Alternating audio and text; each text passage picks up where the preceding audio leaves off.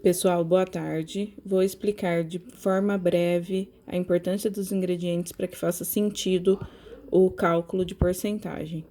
Então, começando pela farinha de trigo, a farinha de trigo é o que vai trazer estrutura para o pão, tá? Então, quanto mais farinha, eu perco volume, maciez e elasticidade. Se eu respeito a quantidade de farinha, eu tenho um pão macio, fofinho, né? O que acontece? No cálculo de porcentagem de vocês, estará escrito lá, farinha de trigo 100%, né? Então, todo cálculo, a farinha de trigo branca ou a soma dos ingredientes, farinha integral, farinha de trigo, entram na parte do 100%. Então, o amido, quando vai amido na massa? O amido ele tem uma função de esponja, que vai ser para evitar esfarelamento, né, para que o pão não ele fique com o miolo bem firme, vai reter a umidade do nosso pão. Com isso, ele tem uma durabilidade um pouco maior.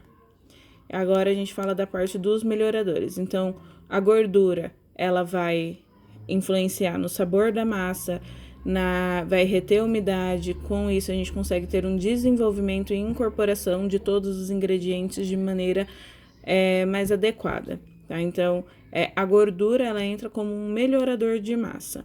O sal ele vai ajudar no fortalecimento do glúten, além de agregar sabor e também conservar o pão.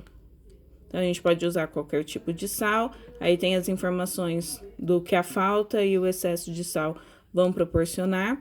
O ovo, ele vai ajudar na estrutura, no sabor, maciez e a gema vai dar coloração. Então, se eu uso em uma massa um ovo caipira, eu vou ter uma gema mais amarelada, consequentemente, essa coloração influencia no meu pão, tá?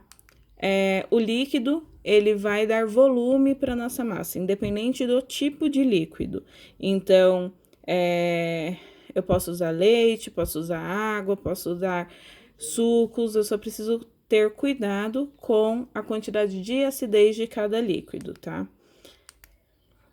O açúcar, ele traz sabor, coloração na casca, e é ele que alimenta o nosso fermento, tá? O fermento, ele vai se alimentar de açúcar. Então, seja o açúcar que contém no amido, na farinha de trigo, ou um açúcar externo que nós colocamos.